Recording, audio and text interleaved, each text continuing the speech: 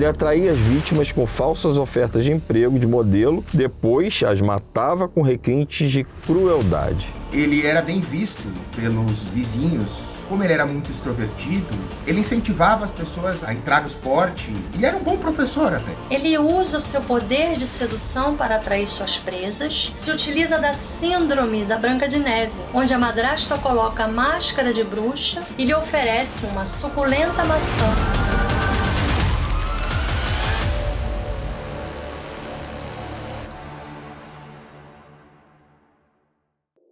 Olá, estranhos e estranhas. Hoje, na Sexta do Crime, a gente vem falar de um caso que marcou de morte o país, o maníaco do parque. Na minha adolescência eu tinha 14 anos quando isso ocorreu e, para mim, me marcou demais. Inclusive, eu estive em São Paulo logo em seguida, conheci o parque onde o maníaco atacava. Então vamos ao caso. O maníaco, como ficou popularmente conhecido, é Francisco de Assis Pereira, um motoboy que durante o ano de 1998 atraiu, estuprou e matou várias mulheres, tornando-se um dos serial killers mais brutais do país. Ele atraía as vítimas com falsas ofertas de emprego de modelo, depois as matava com requintes de crueldade. Os crimes aconteceram no Parque do Estado, na zona sul de São Paulo, e foram encontradas 6 mulheres sem vida e com marcas de abuso no local. Francisco foi capturado pela polícia no mesmo ano e enviado para a Casa de Custódia de Taubaté, uma das prisões de segurança máxima da cidade. Na época de sua prisão, ele alegou ser inocente, mas logo depois confessou os crimes e até o local onde havia deixado as mulheres. Apesar disso, nunca confessou os estupros. Oficialmente foram confirmadas 16 vítimas, sendo que 7 foram mortas e 9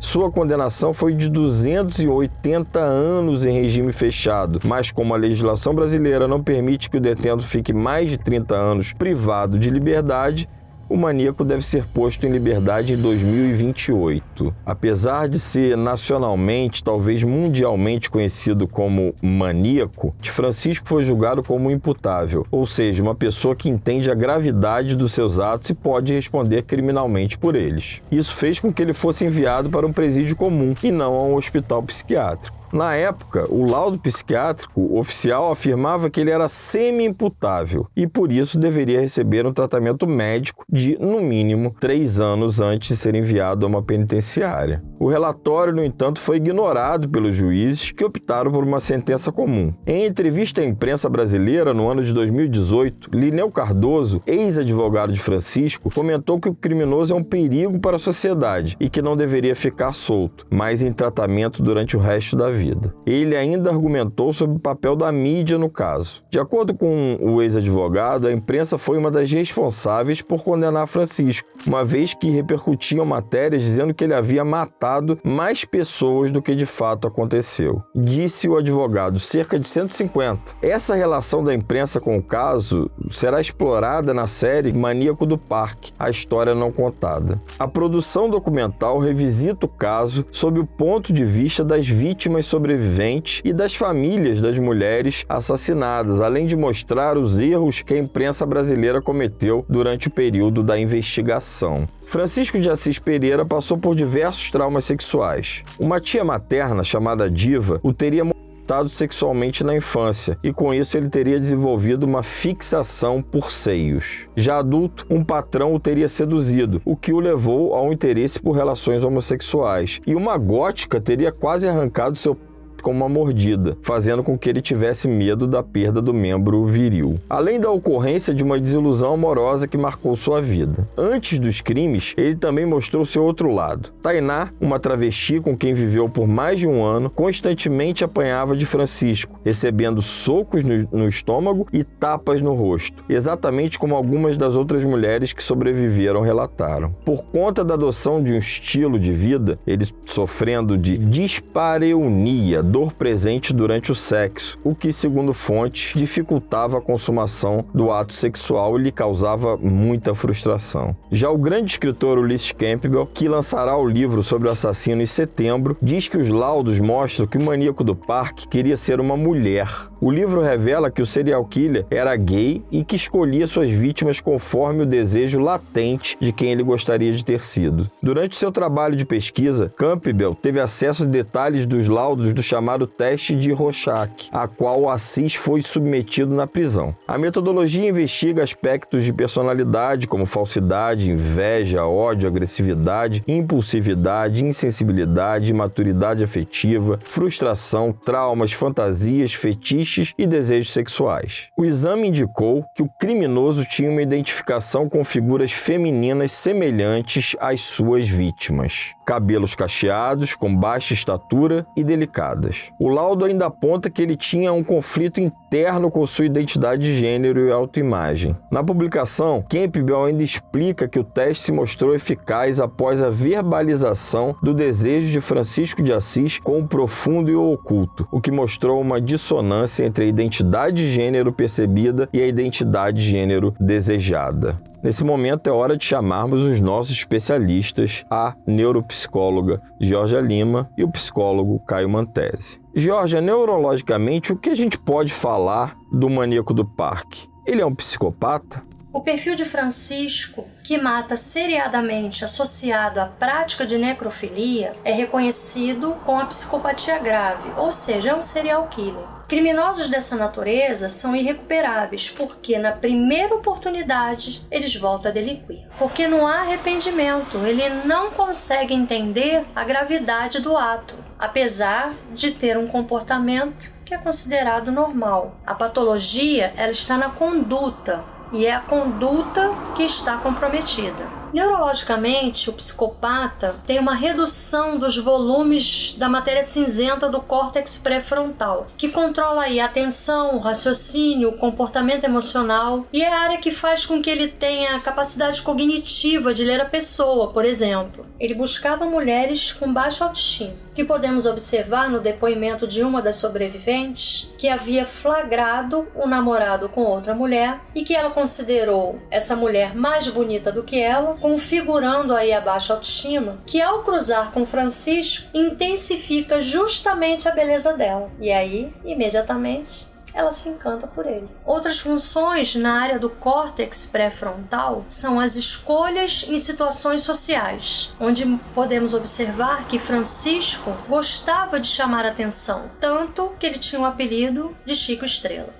Outra área do cérebro que é afetada são os polos temporais que ficam próximo aqui às orelhas. Elas vão ativar os processos auditivos, os afetos, as lembranças, as emoções, a linguagem, a percepção visual e a memória. Alguns dos fatores aí que foram observados através dos depoimentos das vítimas sobreviventes, que ele verbalizava o desejo de ser mulher, o que fica evidenciado é que um dos critérios do psicopata é não se definir nem como cis nem como homoafetivo. Tanto que ele se relaciona com homens e até namora uma travesti. Mas o mais importante para ele é a satisfação pessoal. O prazer do outro não é valorizado. Ele não se preocupa com o prazer do outro. É altamente egoísta. Nessa perspectiva, a relação sexual é o que menos importa, onde o gozo é a subjugação do outro, não a penetração. É o poder dominante sobre a vida do outro.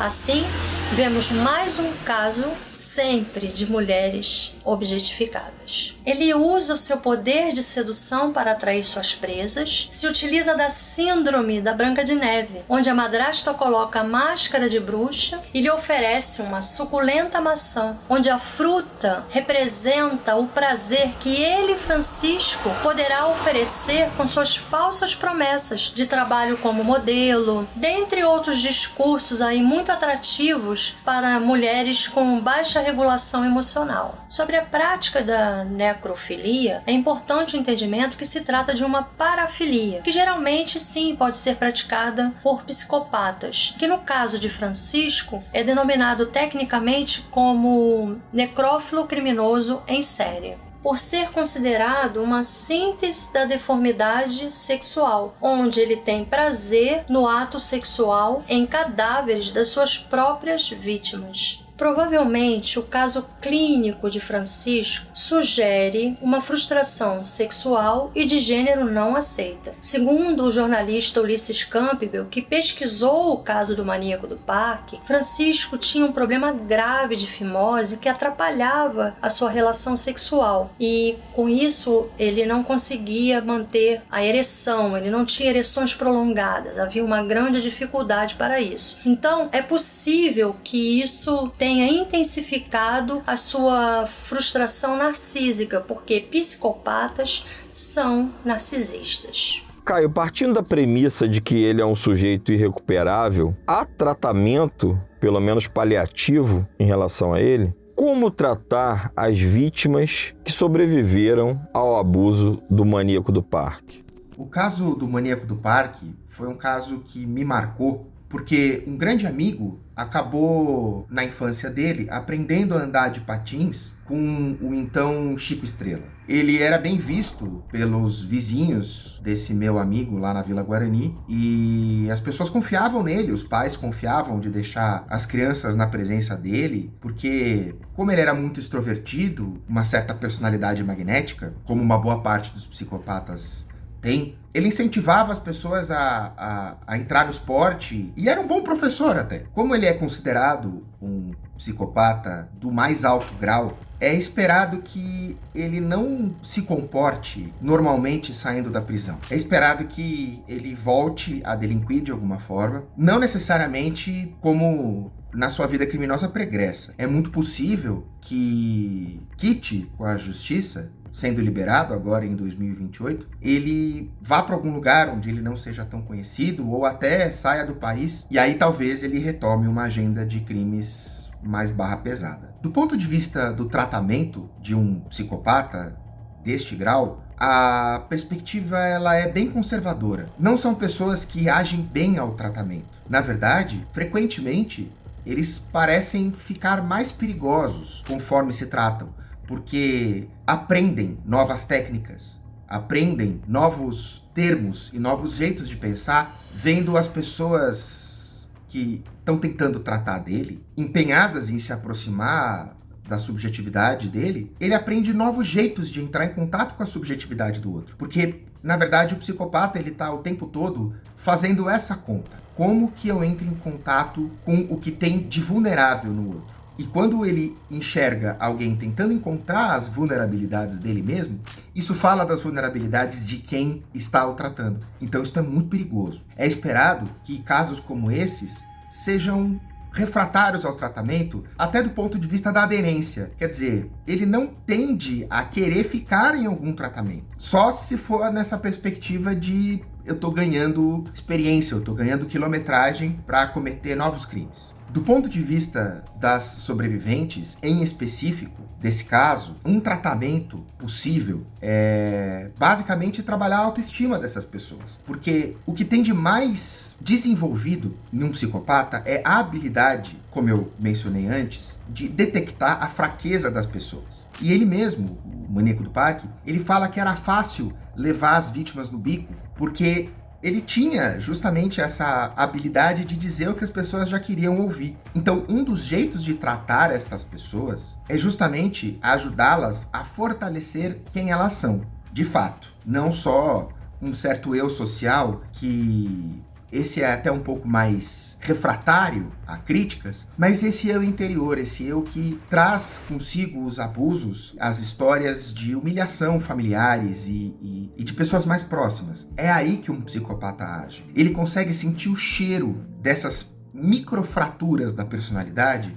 e diz o que tem que dizer para levar o outro no bico, para ganhar a confiança. E justamente para uma vítima desse tipo de assalto, é muito difícil confiar num tratamento. Então, algumas vezes a perspectiva ela é negativa, porque essas vítimas se fecham, mesmo sabendo da necessidade de um acompanhamento psicológico, acompanhamento psiquiátrico, ou até um pouco mais endocrinológico, vamos dizer assim. Porque são casos que frequentemente fragilizam uma pessoa em tamanho grau que até a quantidade de infecções que ela tem aumenta. Quer dizer, o sistema imunológico dela fica eternamente fragilizado. Então é óbvio que a psicoterapia é um dos eixos de se fortalecer uma pessoa fragilizada, mas eu acho que nesses casos a rede de apoio é mais importante. Os familiares, os amigos, até companheiros de trabalho. Não que essas pessoas precisam saber o que aconteceu em detalhes, mas participar de grupos saudáveis que propiciem a essa pessoa uma sensação de segurança, bem-estar e acolhimento, eu acho que é o principal. Isso no caso das vítimas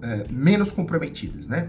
No caso das vítimas mais comprometidas, quer dizer, aquelas em que esse tipo de assalto se mistura com problemas psicológicos anteriores, como uma família abusiva, pai e mãe narcisista, eventualmente abuso de substância, quer dizer, é aquilo, né? Desgraça pouco é bobagem. Quando acontece um problema desta monta em alguém que já é muito fragilizada, e frequentemente as vítimas de psicopatas são pessoas mais fragilizadas, essas pessoas elas atingem graus de sofrimento psíquicos muito profundos. E aí não é só terapia, não é só uma boa comunidade e frequentemente não é só um bom psiquiatra, né, e uma boa medicação que estabilizam essa pessoa. Frequentemente essa pessoa tem recaídas bastante depressivas e se vê de uma maneira muito vulnerável. Então, aproveitando o ensejo, até que o meu gatinho está aqui, uma das possibilidades para essas pessoas justamente são os animais de apoio. É bastante frequente que essas pessoas tão fragilizadas não confiem tão profundamente nos profissionais, apesar de se manterem em tratamento, porque elas estão feridas num espaço tão determinante e íntimo que estar perto de um outro animalzinho que realmente não apresenta um risco real. Um terapeuta que tá lá só para ela e que não tá preocupado com o horário de sessão, um bom indivíduo para cuidar de uma psique tão delapidada. E lembrando que animal de terapia não é qualquer animal. É um animal desenvolvido, treinado, escolhido por profissionais para que seja um animal de apoio.